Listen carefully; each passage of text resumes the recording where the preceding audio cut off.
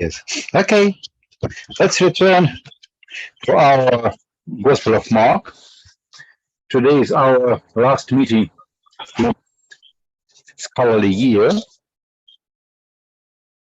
and we just dealing with the sandwiched story. We read about the healing of a woman who had, how do you call it in English? Hemorrhage? Yeah, hemorrhage, yeah. Hemorrhage, yes. But this story is closely linked and with the story about the healing of the daughter of the elder of the synagogue. As far as I understand, this specific type of composition, when a story is put inside another story, is regarded as characteristic. Is regarded as characteristic for Mark.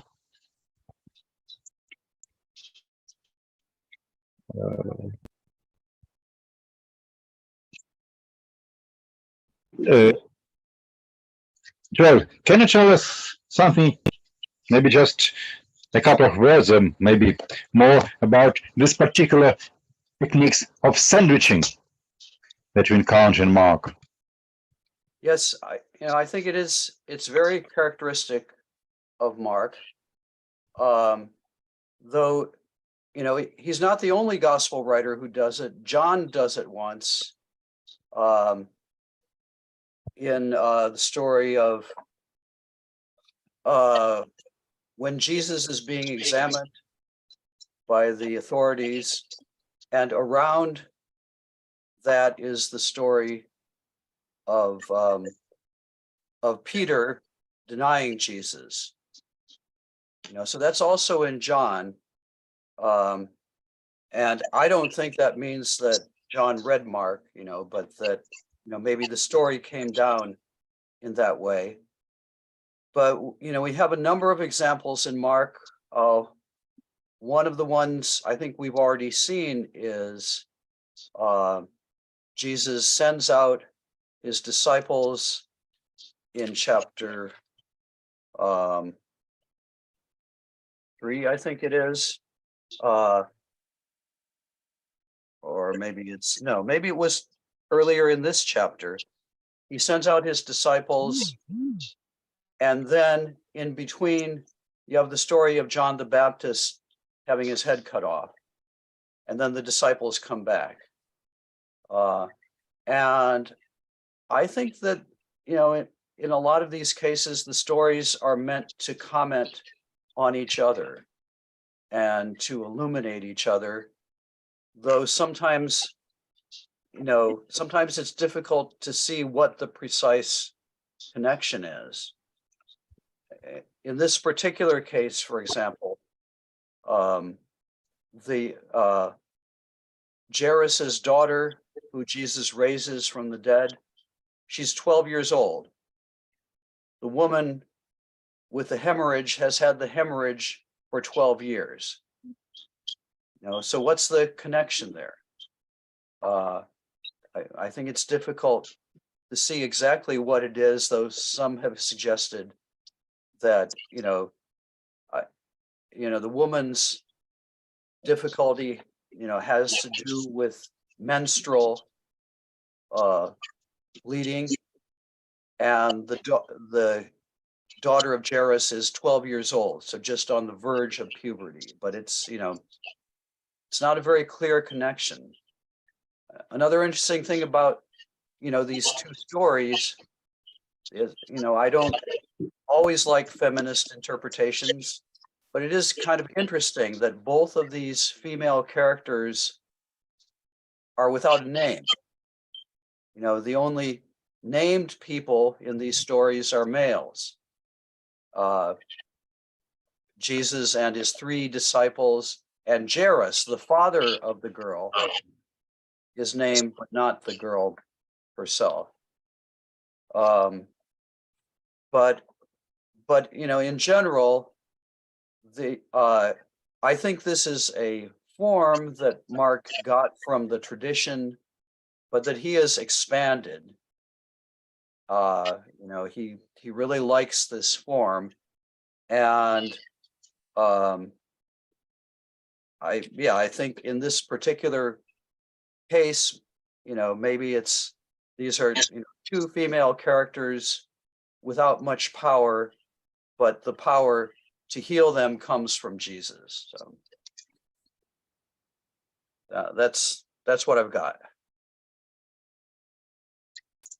Yes, but what is the meaning? What is behind this particular strategy? Or in simple words, why did Mark like and use this particular way of putting stories together? Yeah. Well, I mean, maybe one thing is it's dramatic, right?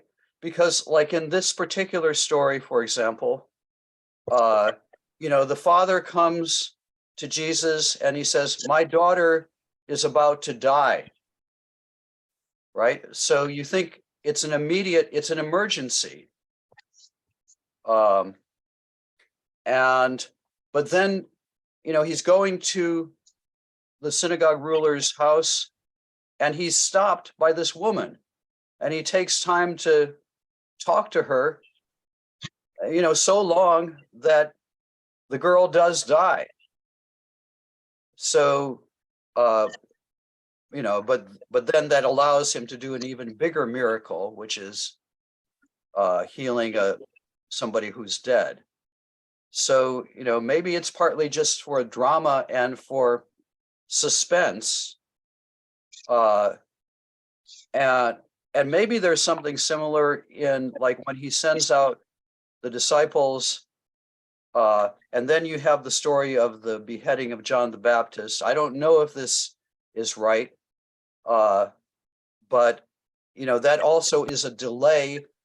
So it's enough time for the disciples to go out and then come back. I mean, you know, it doesn't make logical sense, but some people have suggested that there's a delay there also. But I think it's certainly true that in this particular case, in chapter 5, at the end of the chapter, I think you know, there is a delay, and that delay creates suspense. Okay, so this makes sense. This makes sense if a less important narrative is inserted inside a more important narrative. Can we put it in this way? So it's, you know, I guess you could call this a chiasm, right?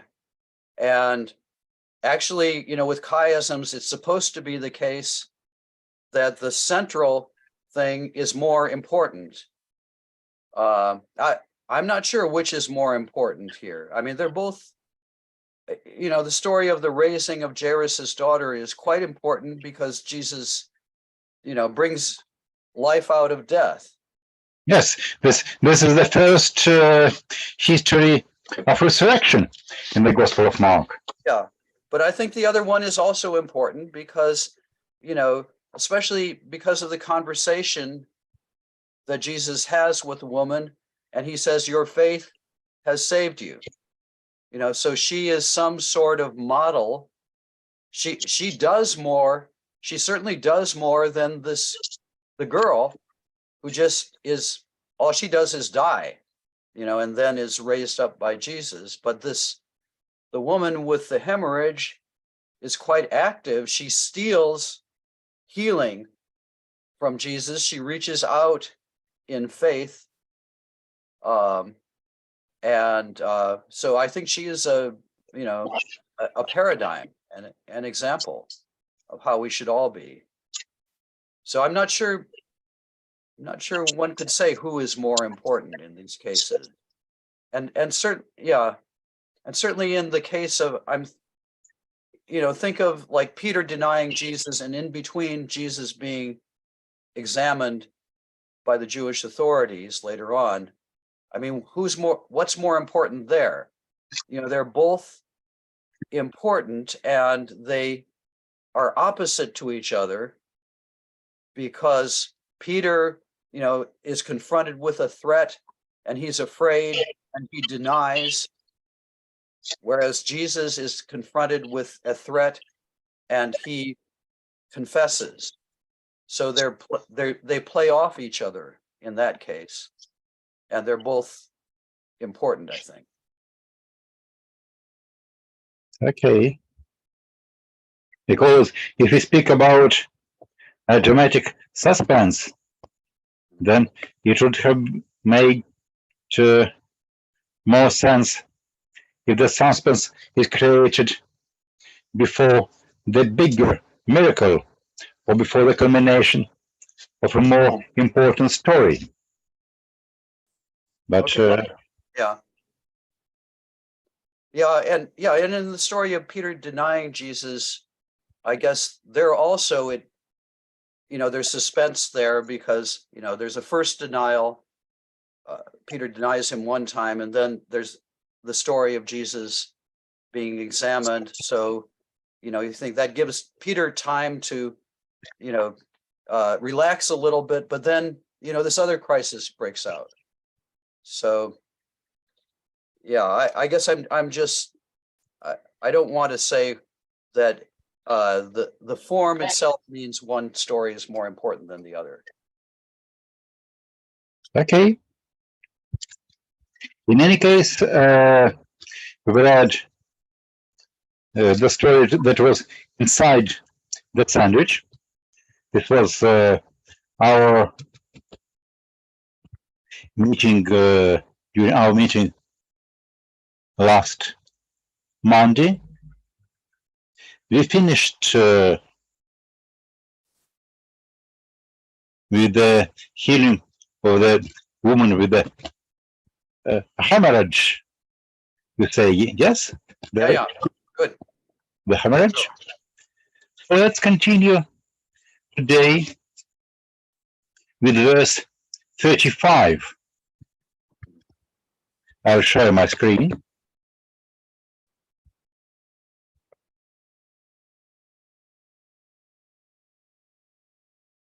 Okay. Do we see it? Yeah. Yes. Wait. Stop. Yes. Мгм. Кто хочет прочесть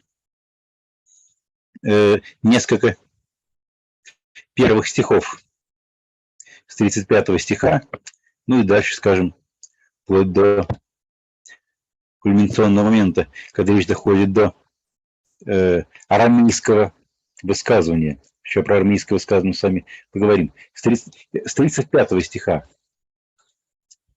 Кира Сушкова, вы с нами?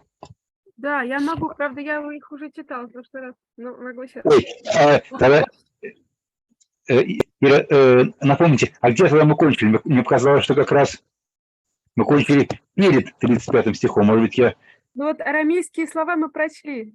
Я как раз думала, куда там, где там ударение талита, кум.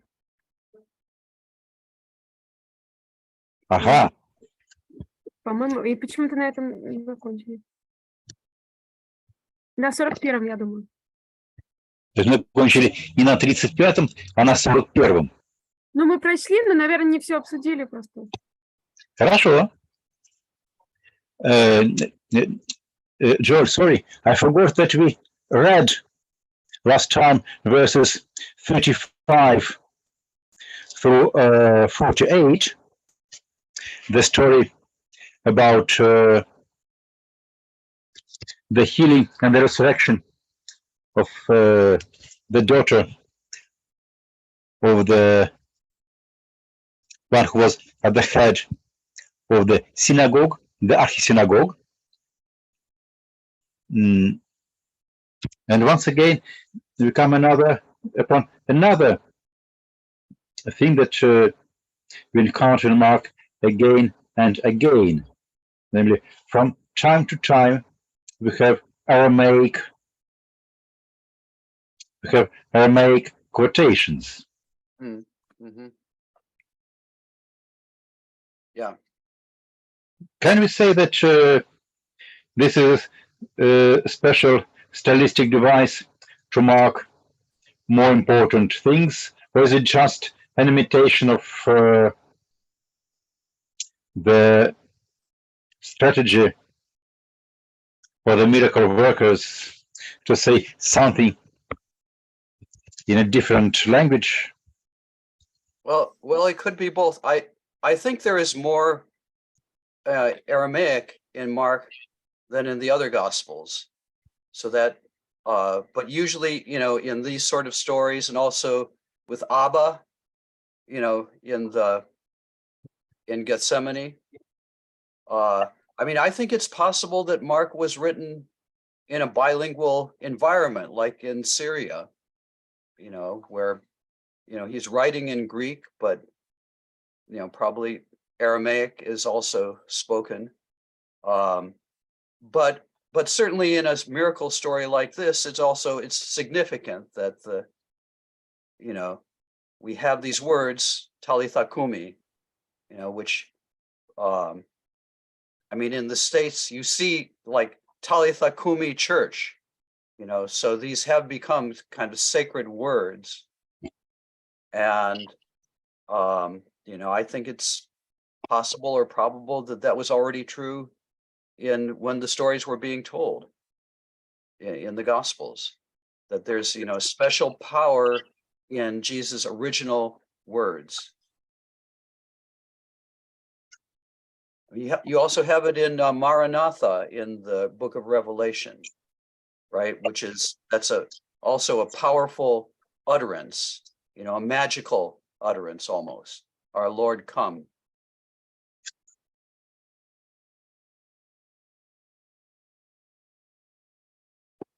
And I think we already do see in some, miracle stories in, Greek literature with like Apollonius of Tyana, that specific mention, of miracle workers using barbaric words, right? Using non-Greek words, with special power.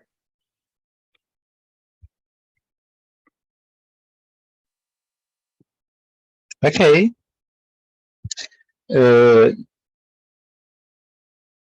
А тогда на каком же стихе мы остановились, Ира? Простите, я вас тогда использовал как чтицу, но сам запамятовал, до какого места мы с вами вместе дошли. Как раз до 41 стиха. Мне кажется, почему-то да. Хорошо. Тогда давайте закончим эту историю с тем, чтобы потом перейти уже к 6 главе сегодня. Давайте начнем сегодня какую-то новую главу, потихонечку двигаясь. Тогда за вами, получается, стихи, у нас остающиеся от предшествующей нашей встречи, 42-43. Давайте, как обычно, вначале посмотрим на соотношение греческого и русского текстов, а потом попробуем прокомментировать. Угу. Прочесть 42. 42-43.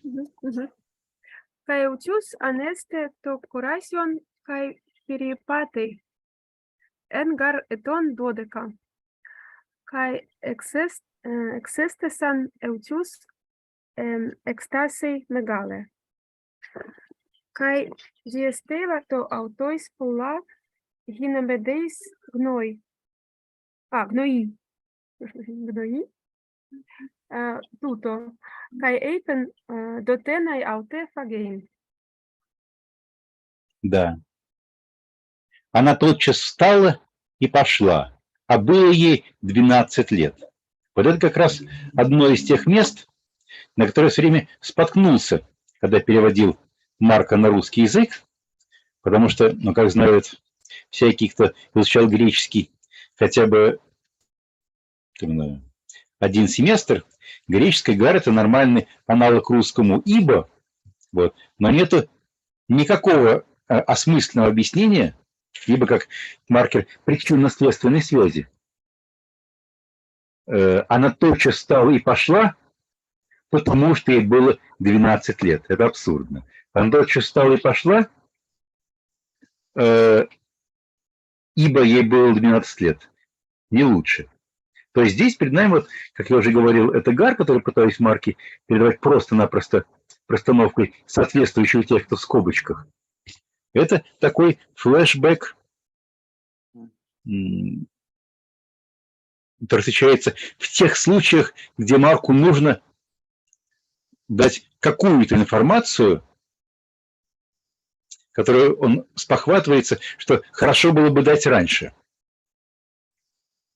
И это очень не греческое использование частички гар. Вот с нами есть отдельные филологи-классики, которые могут это подтвердить.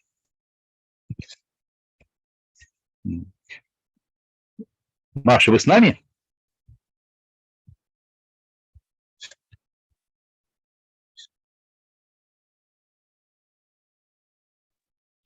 Михаил Георгиевич, я не знаю, обсуждали или нет, но я и в прошлый раз хотел спросить, все-таки квадратные скобки воспринимаются как что-то текстологическое? Как что-то что? Что-то текстологическое.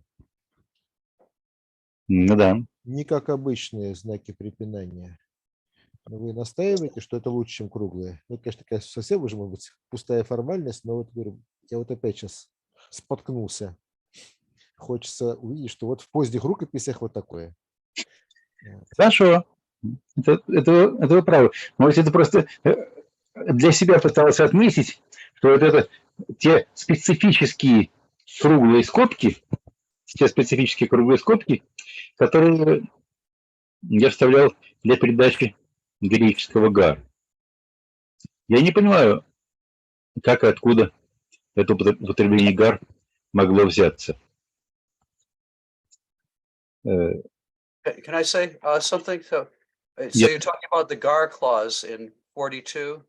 Exactly.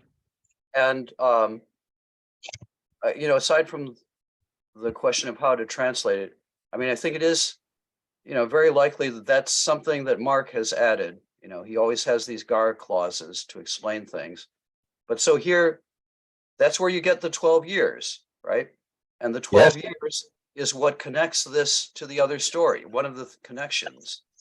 So you can see him kind of working to make, probably to put this whole story in between the other, to put the other story in between, this story, and also to cement the connections with a detail like the 12 years.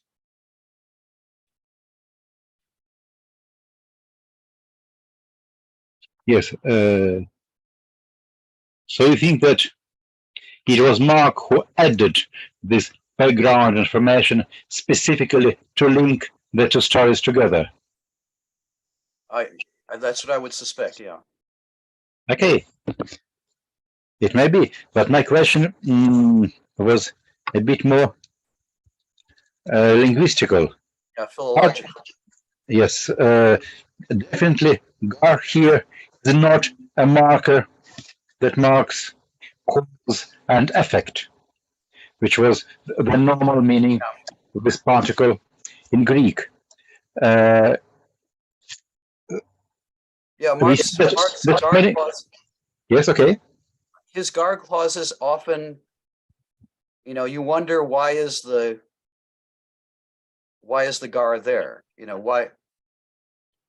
Yeah, we have a saying in English, what is the therefore there for? It's a pun in English. Why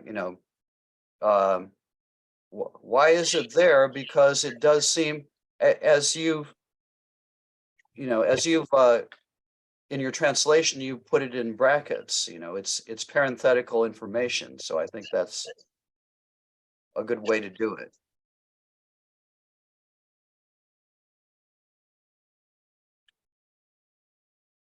As far as I understand, in the Greek language itself, there is nothing to explain this meaning of gar, just like a marker of an important information that the author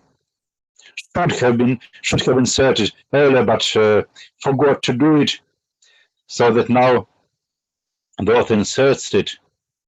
On the one hand, sometimes such an additional information is really, or at least can be connected with the narrative, with the semantics of cause and effect. Can it be that it was from such places where Mark used this gar to give a background in the sense of cause and effect? He developed the more generalized use of gar to mark a sort of flashback, giving additional background information. Or was it some kind of Arameism behind this? Yeah, I haven't ever seen anybody suggesting that it's an Aramaism, but that would be interesting to examine. I mean, it is awkward, and you can see that it's awkward because when Matthew and Luke retell these stories, these awkward gars often drop out, or they have a smoother way of sometimes they'll drop out the gar clause, or sometimes they'll change the syntax so that it's easier in Greek. But yeah, the idea of an Aramaic particle in the background is interesting. But I don't think that it's possible that somebody explored that, but I can't remember.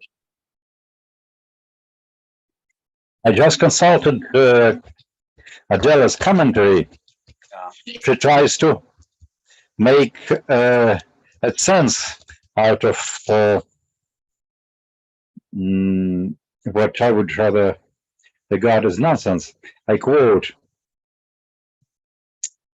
the age of the girl is given as 12 years, and since the clause given information is connected with the preceding by the conjunction gar, for it is evident that the datum is given in order to explain that she was old enough to walk. Yeah, that seems kind of ridiculous to me. Yeah, because I think you would have assumed from the rest of the. I mean, he's called her a choration at the beginning of the story, which is not a term for an infant. So I think you already know that from the beginning of the story. I'm going to look at the Syriac and see. I think sometimes the Syriac will retain the gar, gar. Yes, but this cannot give us any clue to Mark, because Syriac gar developed from the Greek gar during the centuries, when Greek had an influence on the Syriac, such an influence that even some particles were borrowed from Greek into Syriac. I'm pretty sure that Syriac retains Mark and gar here. You may look whether or not, but this doesn't give us a clue to what might have been there in the Aramaic tradition Hmm. before Mark, because definitely Aramaic tradition before Mark was not as heavily influenced by the Greek language as is the case with the Syriac. Yeah. I mean, but Greek influence like Mishnaic Hebrew. So, I mean, I think there was some influence there from like the Roman occupation. I'm just looking at the. Oh yeah, ger. Yeah, yeah. Both the Peshitta and the Harkleons, they have the ger there. Yes.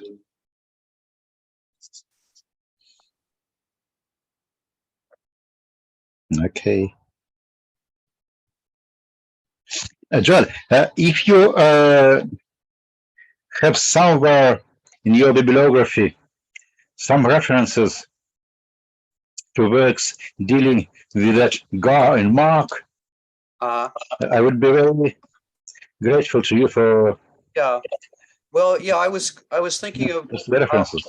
I'll look after the session at, I mean, there is a book on Semitic syntax in Mark's, influence of Semitic syntax on Mark's gospel, and I'll see if he says anything about the gar or what. I'll send you some bibliography on the gar. Okay, thank you. But It you would must, be if I send it to you, you must guard it. Guard it with your life. Guard the gar article. okay. I like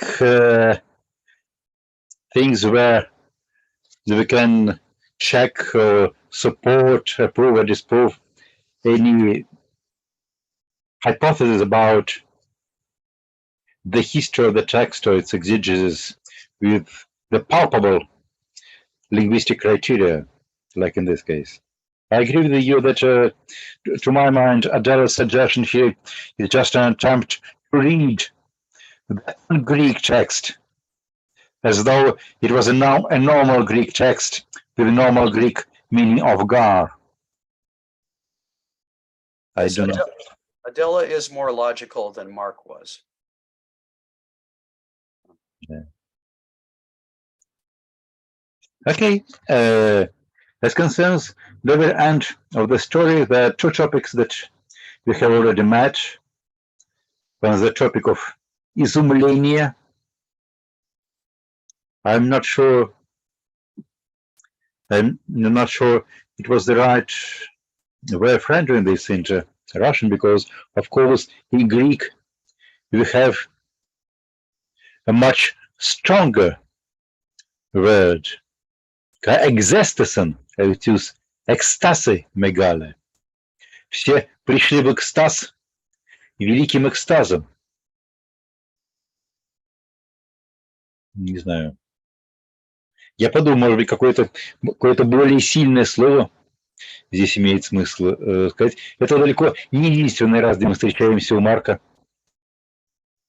вот с этим выражением экзистами или экстасис для выражения реакции народа по отношению к чудесам, которые творит Иисус. Ну и, конечно же, уже в который раз мы встречаемся с темой мессианского секрета. Иисус велит никому не рассказывать о происшедшем. Но мы уже знаем, что все эти случаи, где Иисус велит, они регулярно нарушаются. Как минимум нарушаются рассказчиком, да? Вот это нарушение служит как раз к вящей славе Иисуса.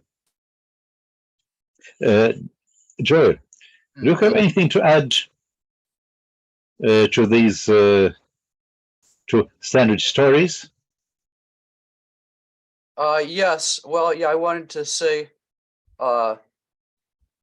one thing about the end of the story. I mean, it illustrates how illogical the messianic secret idea can be sometimes, because you know, so you have this situation where, you know, the synagogue ruler has come to Jesus asking him to heal the daughter. There's this big crowd around. And, you know, then Jesus stops and heals this other woman. And then people come and they say, your daughter is dead. And Jesus says to the guy, you know, only believe. And he takes him and his 3 disciples, and they go in. They're the only ones who go in. Jesus heals the daughter, and then he says, you know, give her something to eat and don't tell anybody, you know, what's happened. I mean, how is that going to work? Because everybody has, you know, heard that she was dead. They've seen Jesus go in with a small group. They are going to see her then walking around and alive again. So what sense does the command to secrecy make here? You know, in larger context of the story, it doesn't make any narrative sense at all, really. You see what I'm saying? Yes.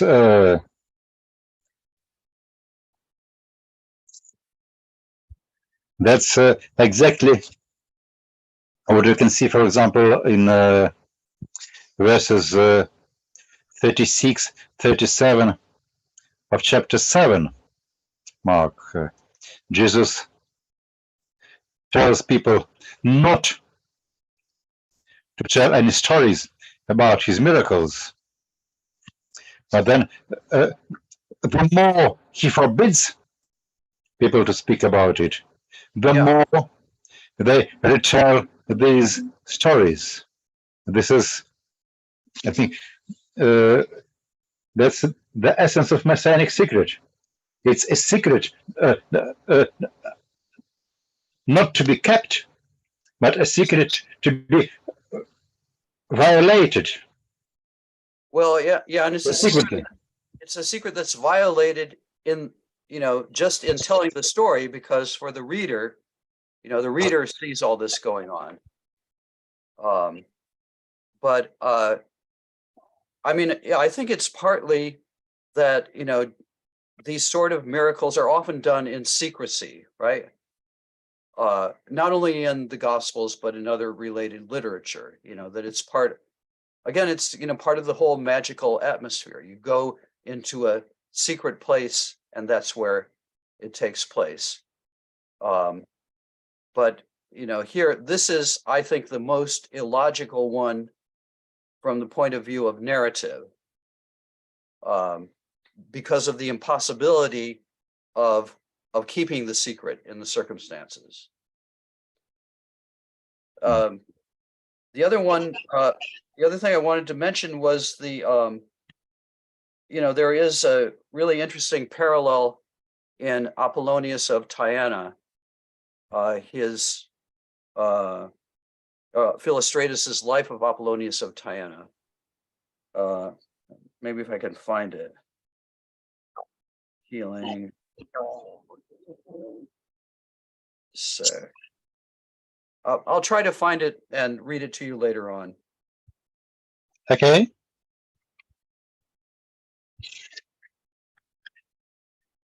Should we move on to the next pericope and the next chapter?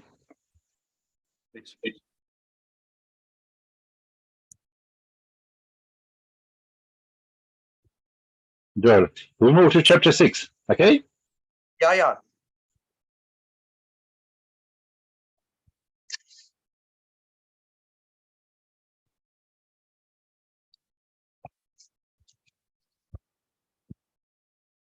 У вас появилась на доске 6 глава? Да. На виртуальной доске. Хорошо. Ира, ничего, если мы тогда продолжим вашу функцию частицы? Да. Ага. Давайте тогда 6 глава, первые 3 стиха. Mhm. Kai selten eketen kai ergetai eisten patrida autu. Kai akolutusin auto hoi matetai autu. Kai logomeno sabatu erxato didasken en te synagoge. Kai poloi apuntes exeplesonto legontes. Poten tuto tauta. Kai tis he Sofia he doteisa tuto. Kai hai dynamis tojautai diaton heiron autu vinomenai.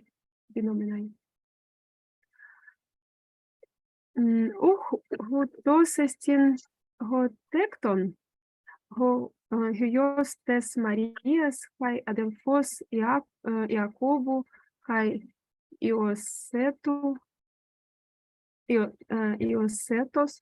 kai Iuda kai Simonos kai eisin kai Adelphai autu hode pros hemas kai escandalizonto en auto. Спасибо. Христо. I found my passage. Can we go back and can I read you this passage from Apollonius? Okay. Okay, so this is from Philostratus, Life of Apollonius of Tyana, chapter 45. Okay. It's not exactly alike, but I think you'll see it's enough alike. This is a miracle which Apollonius worked. A girl had died just in the hour of her marriage, and the bridegroom was following her bier, her the place where they put the body. He was lamenting, he was crying, the bridegroom was crying, as was natural because his marriage was unfulfilled. And the whole of Rome was mourning with him, for the maiden belonged to a consular family, an important family. Apollonius then, witnessing their grief, said, "Put down the bier, for I will stop the tears that you are shedding for this maiden."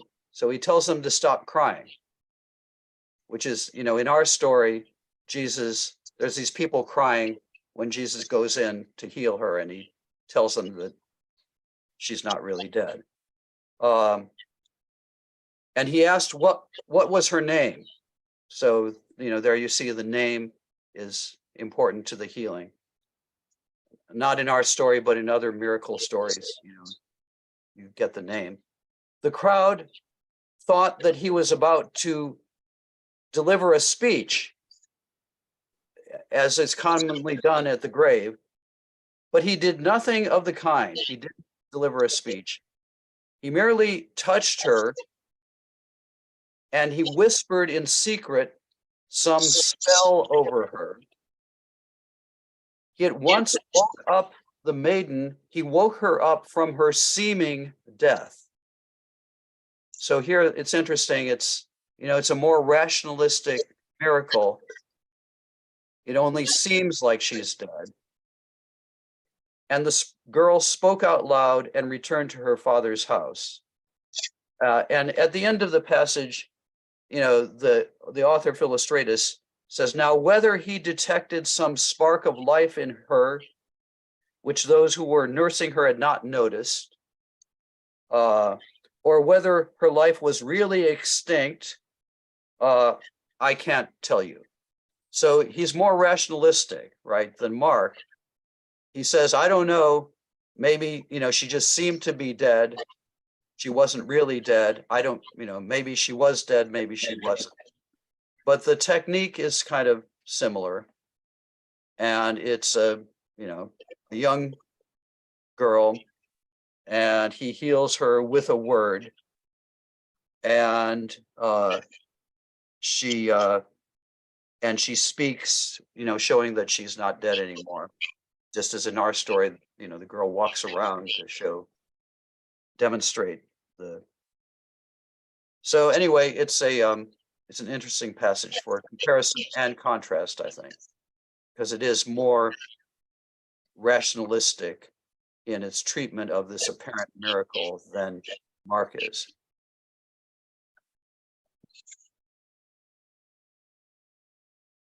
Can we suggest and suppose that there was a kind of purpose that was characteristic for both Hellenistic milieu and Jewish milieu, just widespread around different cultures, diffused around among different cultures of the Eastern Mediterranean? Yeah, that Because, of course, there are too many correspondences to be just a coincidence, pure coincidence. yeah, and and also, I mean, you have miracle workers in the Talmud too, like Honi the circle drawer, is often compared to Jesus. And so I think in all of these cases, the miracles show the power and authority of the individual, that he is, sent by God. And when I was doing my PhD, and as a matter of fact, Carl Holliday's PhD was about the whole idea of a divine man, and in Hellenism, that was then taken up in Jewish and early Christian circles. I think that Carl's dissertation was trying to play down some of these, to point up the differences. But I think there's some strong similarities, and it authorizes the teacher, as it shows that he is from God.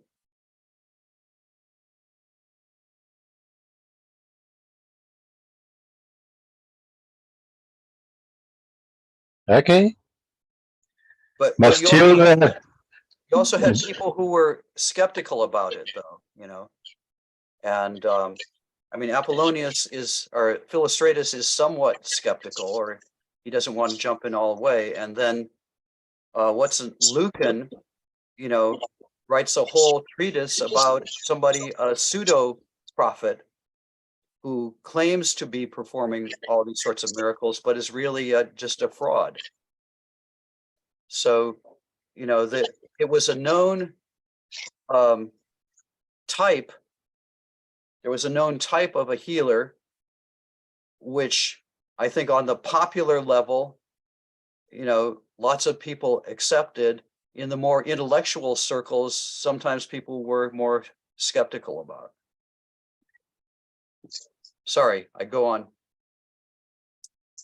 too long. no, that's okay. And I think that this comparison with the life of Apollonius was really important.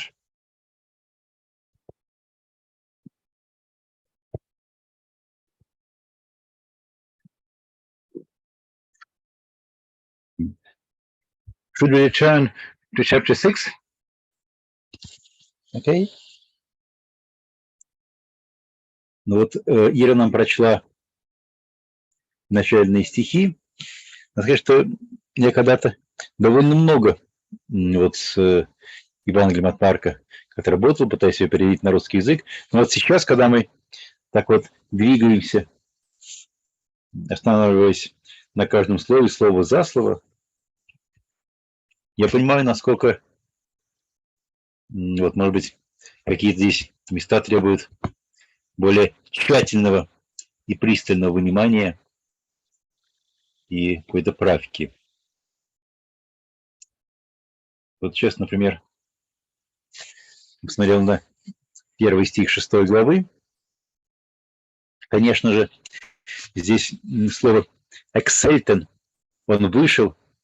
Да, это здесь такая как бы просто некоторым связка, которая должна обеспечивать переход от одной истории к другой истории, но в то же самое время это у нас же здесь Мы много раз видели это «эксельтон». Это такое ключевое слово, когда Иисус говорит о том, что я вышел, да, «эксельтон» для того, чтобы проповедовать.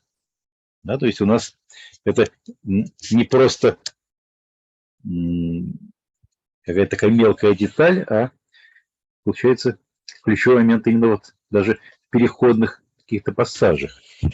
Поэтому, не знаю, заметили вы, нет, пока Ира читала, я посмотрел и поправил немножко первый главу. Иисус вышел оттуда, чтобы сохранить вот это постоянное перевод, единообразный перевод «эксельтон» с ключевых слов, и направился в свой родной город. Вот сейчас я задумался, может быть, вот этот свой родной город тоже как-то нужно было поменять, что вышел оттуда и направился к себе на родину. И сейчас, может быть, для того, чтобы мотивировать, почему я вот сейчас решил изменить этот текст, Ира, давайте попросим вас еще прочесть в завершении к вашим 3 стихам еще и 4 стих сегодня, да? Kai elegen autois ho Iisus, hoti ukastin profetes atimos eime en te patridi autu, kai entois sun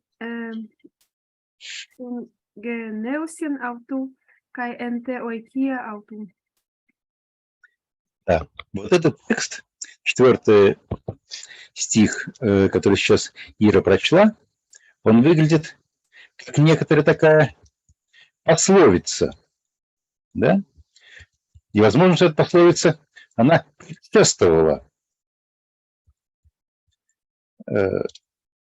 предшествовала тому нарративу, с которым мы здесь встречаемся у Марка, и, наоборот, некоторым образом послужила толчком к тому, чтобы из этой пословицы развернулся весь тот нарратив, с которым мы здесь встречаемся. То есть, с одной стороны, да, вот у нас здесь есть мотив, который постоянно пронизывает, естественно, Евангелие от Марка, мотив неверия. Слушатели не верят Марку. То есть, с одной стороны, они приходят в изумление, с другой стороны, они не верят и сомневаются. Вот, может быть, я посмотрел просто, где у нас встречается слово «πατρίς», отчизна. Это достаточно редкое слово. У нас в Евангелии от Марка встречается только здесь вот, в этой 6 главе, в 1 стихе и в 4 стихе. В 1 стихе, где говорится о том, что Иисус вышел и направился к себе на родину, «эстен патрида ауту». И далее в 4 стихе в контексте пословицы. Она встречается у нас, опять же, дважды в 13 главе Евангелия от Марка, Евангелия от Матфея, там, где Матфей пересказывает эту историю.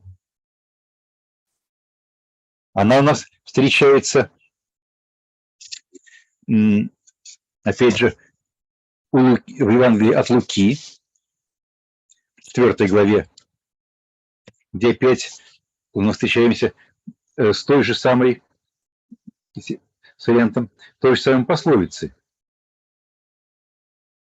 Иисус говорит: «Амен лагюхимин, отиудейс профетас дектос эстин энте патриди ауту». Истинно говорю вам, что никакой пророк не принимается у себя на родине. Да?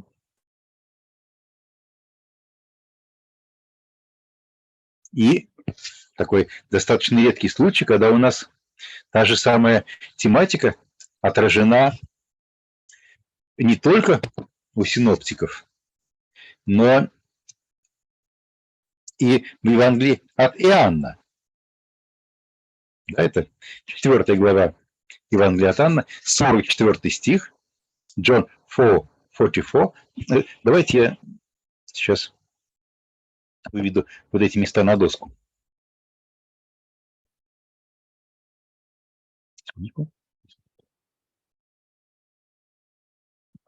То есть сейчас видно то, что я...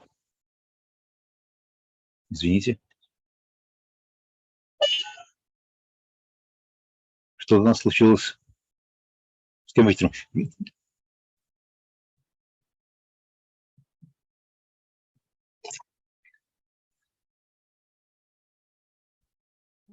Сейчас видно на экране BibleWorks? Видно. Да. Посмотрите, такое слово, которое у нас встречается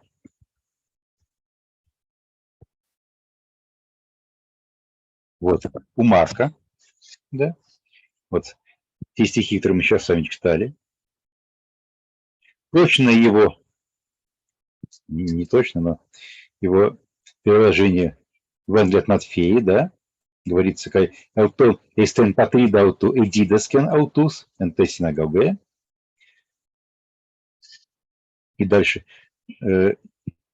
следует та же самая история, которую мы только что с вами читали у Марка. И он завершается теми же самыми словами «Укастин профетес атимус эме энте патриди кенте уикия ауту». Чуть-чуть у нас текст Марка подправлен.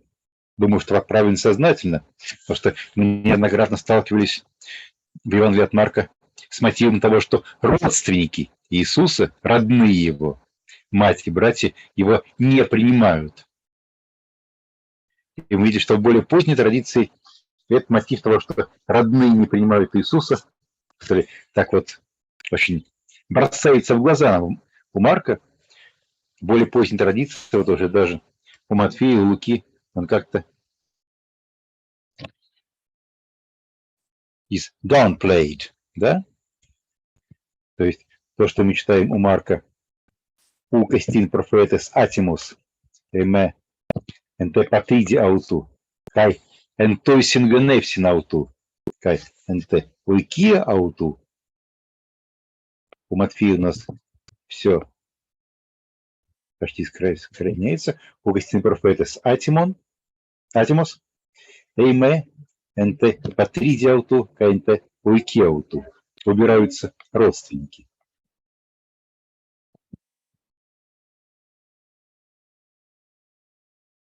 Вот, мы встречаем немножко другой вариант, скорее всего, не заимствованный от Марка, но схожий совершенно. У Луки, да, «Амен легухмин готи удейс пропетес дектосестин энте патриди ауту». Как с точки зрения выбранных слов, так и с точки зрения общей композиции, все-таки немножко не совсем то же самое. В Евангелии от Иоанна. Аутос Горесус, Мартюрсен, вот и профетес, энте идея патрити, тимен ук эхей.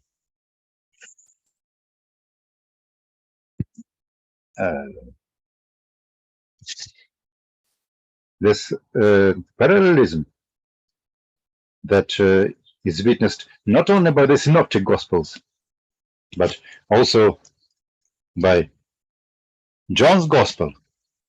Yeah, it's interesting. And which do you think is earlier? I mean, I'm trying to, is Mark's version an expansion of something like John's version, or does John's version, cut out the reference to his family? Because, I mean, it's certainly true that Jesus's family doesn't come off very well in Mark's gospel. Oh, definitely. And it was a problem for later exegetes, especially for Orthodox exegetes with good faith. And And that reminds me of our earlier discussion of the sandwich technique, because another example is in chapter 3 in the Beelzebul controversy. It starts with the family looking for Jesus, and then you have his controversy with the scribes about Beelzebul, and then you come back to the family. So there's a parallelism between the scribes and who are Jesus' opponents and the family, and they both kind of say that he's crazy. So that's another that illustrates, how dark the picture is of the family in Mark. So yeah, I mean, maybe, but I think you could argue it either way when you're comparing John and Mark. Either John doesn't like that, and Matthew and Luke don't like, the emphasis on the negative quality of Jesus' family, so they've gotten rid of it. Or you can argue that this, the original form of the saying is just a reference to the homeland, the fatherland, and that Mark has expanded it. So.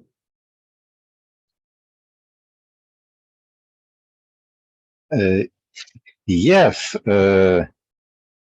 but I think the only thing that we can say for sure is that the Gospel of Matthew, the text of Matthew, seems to be secondary with regard to what we see in the Gospel of Mark, as concerns parallels in Luke and John. I think that even Luke here should be regarded as independent from Mark and probably closer to the tradition we have in John. Yeah, it could be. Sometimes there's parallels between Luke and John that are difficult to explain.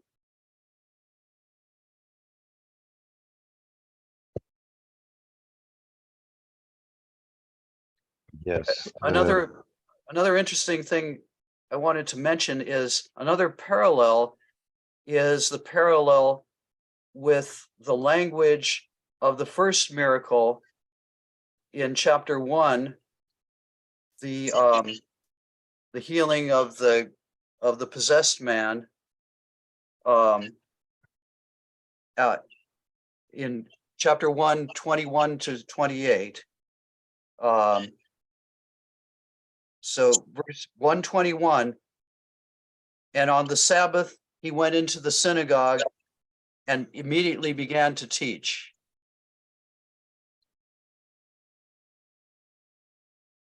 In Mark 6:2, and when the Sabbath had come, he began to teach in the synagogue. So that's very similar. 122, back to chapter 1, and the people were amazed at his teaching. Chapter 6, verse 2, and many people, when they had heard him, were amazed. Back to 127, they said, "What is this? A new teaching with authority." In chapter 6, where does this man get these things? What wisdom has been given to him? Chapter 1, he gives orders to the unclean spirits and they obey him.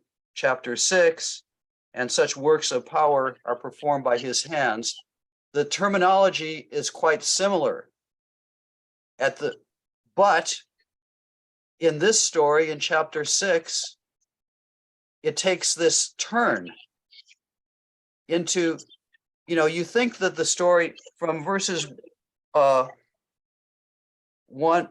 and 2, you think it's just going to be, a story about how great Jesus is, because they're saying all the wonderful things that he does and what wisdom he has. but then all of a sudden in, I guess it's, yeah, and then in verse 3, they start talking about, well, you know, he's just the carpenter, he's the son of Mary, and, you know, his family is all with us, and they are scandalized. I mean, that's not what you expect from the beginning of the story. And it's not what you expect on the basis of this earlier story in chapter 1, which is so similar. But now the whole thing takes a swerve. And we're in a different section of Jesus' ministry where he's encountering opposition, not just from demons, but from human beings. So I think, you know, chapter 1 was a honeymoon period, but now the honeymoon is over. And the same powers which were opposing him from the beginning directly through the demons are now opposing him through the authorities. But I have a chart in my commentary on the parallels between 121 to 28 and 6:1 to 6, and they're really, I think the parallels are strong enough that he must have intended you to think of that earlier story, but also to see how different this story ends up.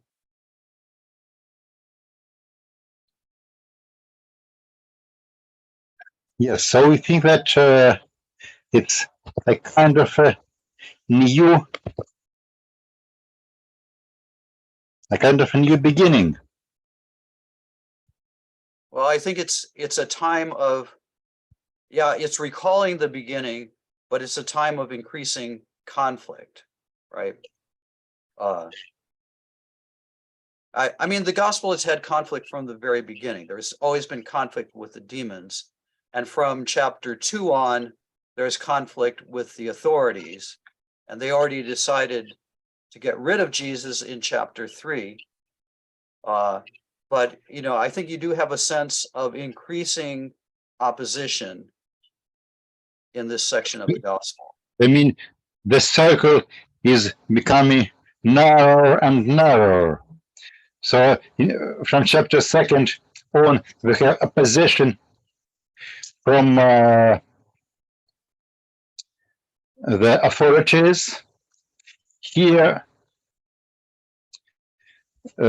he's rejected in his own homeland, so that finally in the last chapters of the Gospels, he will be betrayed and abandoned even by the disciples. Yeah, and, you know, and it's interesting, you know, they don't, in this chapter, people don't deny, you know, that he's performing miracles, but, you know, they're upset by that. And so it does recall the, again, the Beelzebul controversy. You know, there also, the authorities didn't deny that he was performing miracles, but they said that, you know, where do these miracles come from?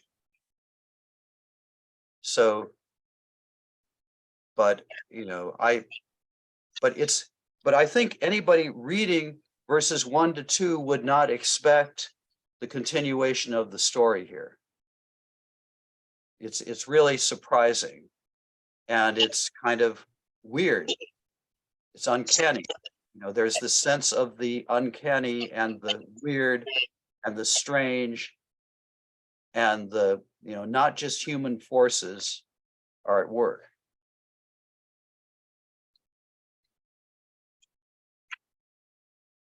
Okay, but if the occurrence of this part of this topic in Mark, in Luke, and in John testifies to the existence of this topic, this motive, this proverb within the word and tradition of the early Christianity, then let's go back to our text. Wait a second. Good idea.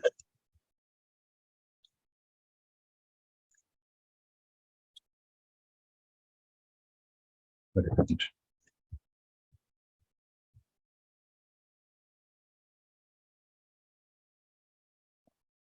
Yes.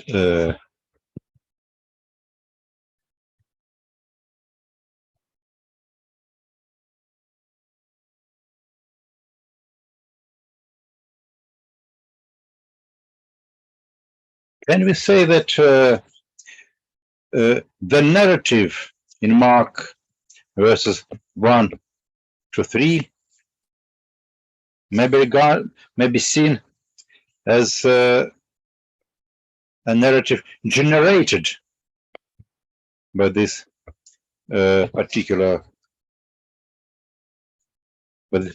proverb, because the proverb itself, we meet it in Mark, in Luke, probably independently from Mark, in John, most probably independently from Mark. But the narratives are different. Mhm. Yeah. But I mean, certainly, yeah, the saying is central to the story. That's what it's all leading up to. But I think it's also generated by a historical memory of, Jesus was not accepted by the people from his area and by his family.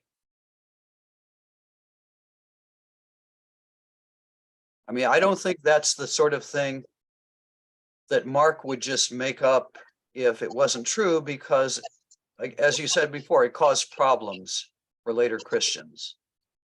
So there must be some historical memory there. But I also paid attention to this. There is a very rare word, patρίς, which outside of this story occurs only in this proverb or in this topic, which is common to all the Gospels. Well, yeah, and it's interesting. It may be regarded the repetition of patρίς here in the narrative and patρίς in the proverb, which is a summary of the narrative. Well, and that's interesting because, like in verse 3, Jesus is referred to as the son of Mary, and the brother of Jacob. No mention at all of his father, right? Of his earthly father. Which, I mean, I don't think it's a very common, to refer to a male without mentioning the father. So, the absence of the father from verse 3 is striking, and maybe that goes together with the presence of the term patρίς somehow. Is it really his fatherland?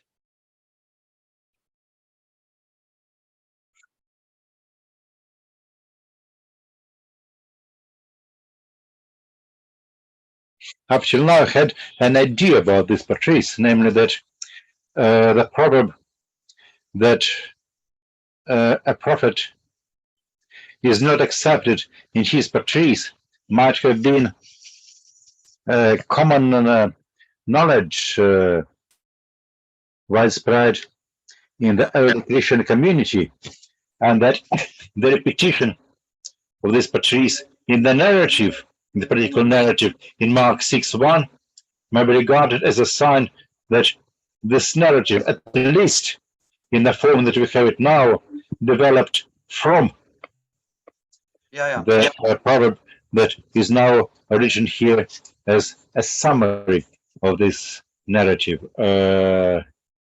Yeah, and you know, I mean, this is one of the things that Debelius says about these pronouncement stories, right?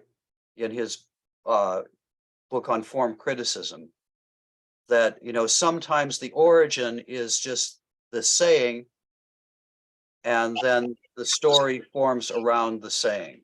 So I think you could speculate that that may have been what happened.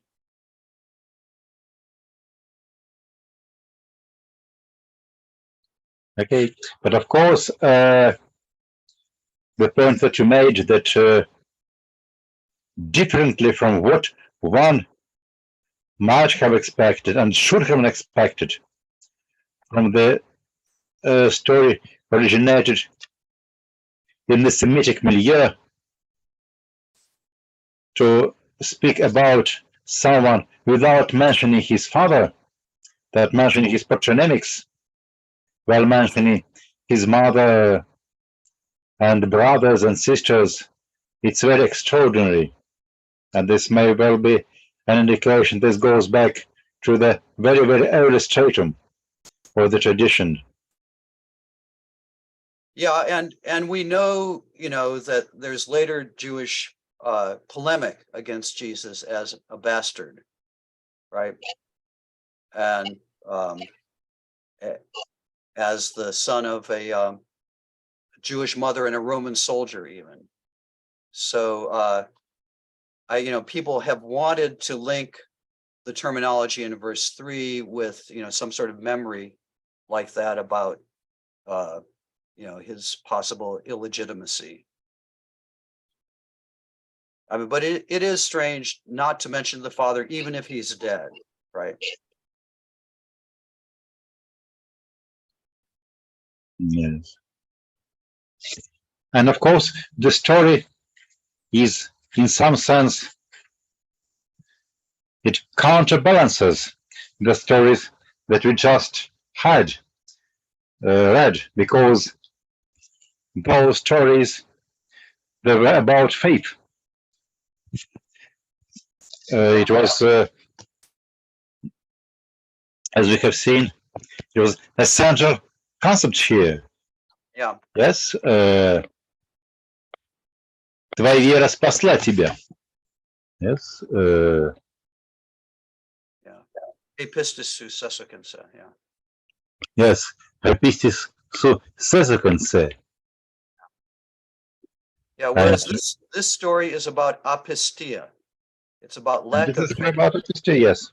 And it's really strange. At the end of this story, Jesus, he's performed all these miracles before, but look at verses 5 and 6.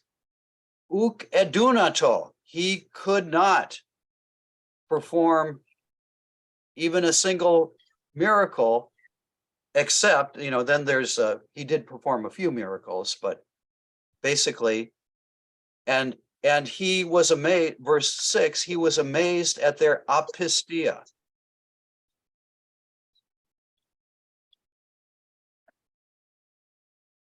So, I mean, and that is, it's remarkable, you know, Jesus is apparently not expecting this reaction.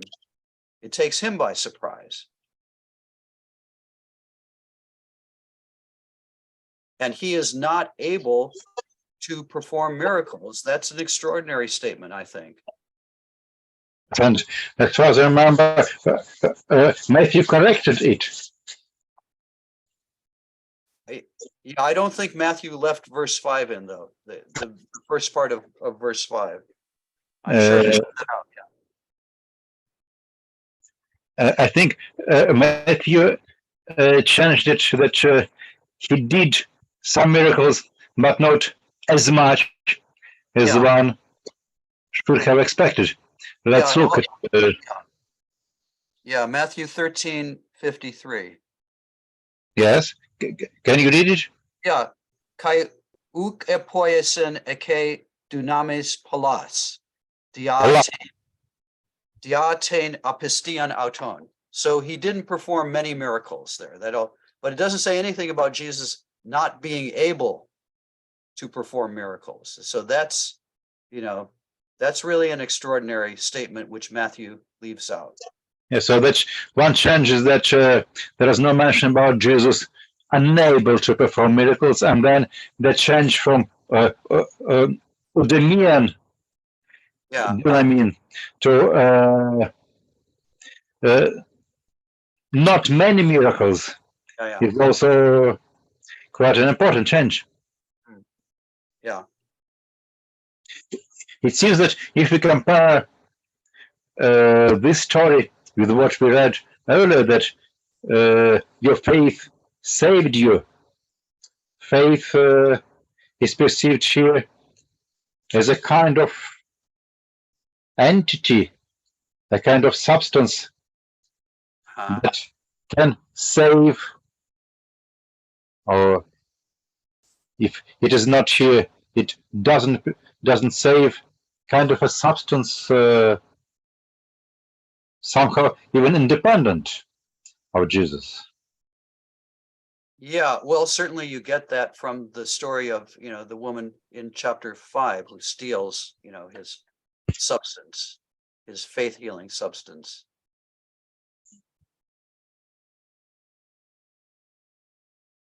But Yes, in spite of all this, at the very end, verse 6b, kai periegen tas komas huklo didaskon, he still goes around teaching, even though he's encountered all this negativity.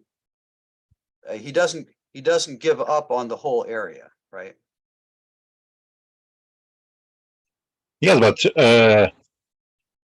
I think here we also have a very important thing, that he goes around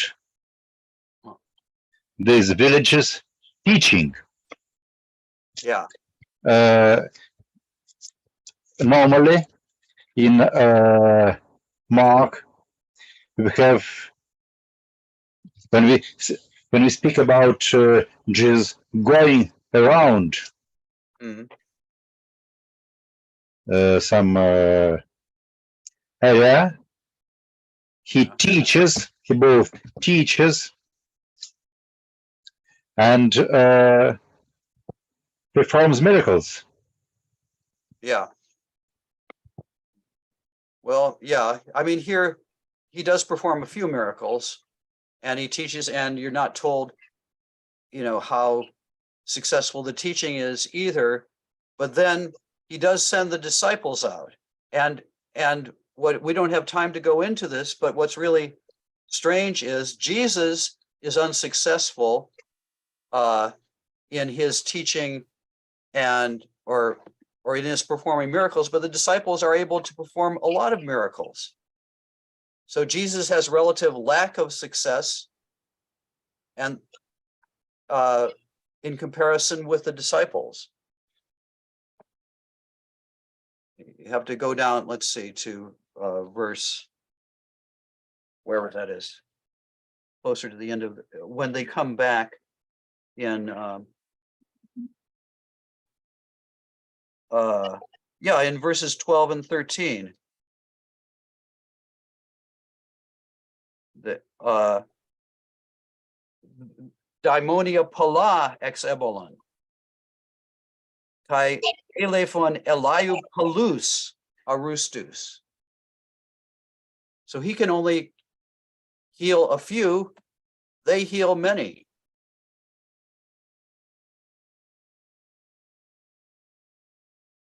Yes, it's an interesting position. I haven't paid attention to this before you draw attention to this.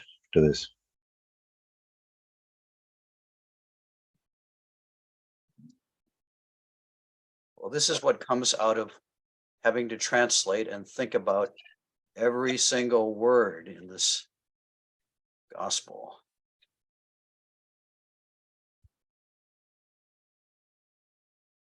Okay. It's an extraordinary juxtaposition.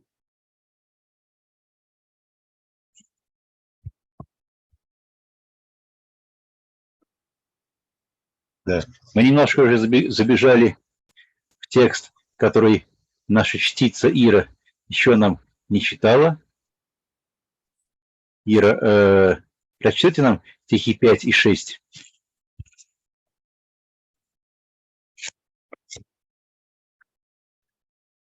Kai uke djunato ekei poiesai udemian djunamin. Ei me oligois arrostois epiteistais heiras eterapeusen. Kai etaumadzen liaten apistian auton. Kai periegen tas komas цукло дидаскон. Да. Вот здесь, конечно же, еще момент, который тоже поражает нас, это то, что обычно в предшествующих текстах мы читаем, что народ поражается или приходит в экстаз, созерцая чудеса Иисуса. Здесь происходит нечто обратное. Он поражается и поражается их неверием, их апистия.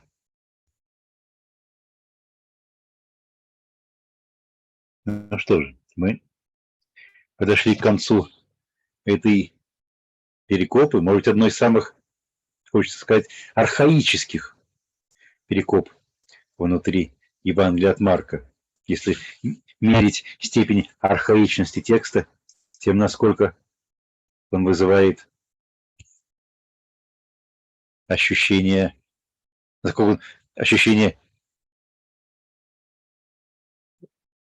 описанное глаголом таумадзу, да, у последующих благочестивых читателей. Вот. Благочестивый читатель, читающий эту перекопу, несомненно, не может не быть ею поражен.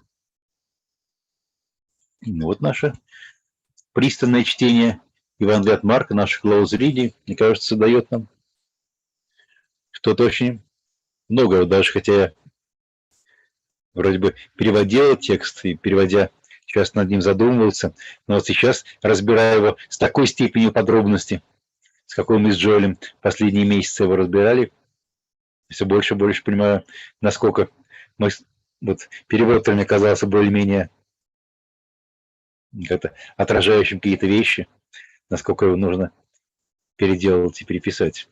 Думаю, что, может быть, и многие из нас, которым тоже, естественно, Евангелие от Марка так иначе хорошо знакомо, вот от нашего close reading, видеть в нем какие-то вещи, которые так с первого взгляда нас с первого взгляда не бросаются в глаза. Вот. Спасибо, Джоэль, за то, что вы были с нами. Congratulations to you, and I hope everybody stays safe. Okay. We also hope that now we have a 2 months break. We'll continue our slow reading of the Gospel of Mark, or better to say, yes, under condition of the letter of Jacob. We hope that we meet in September and continue our slow reading of the Gospel of Mark.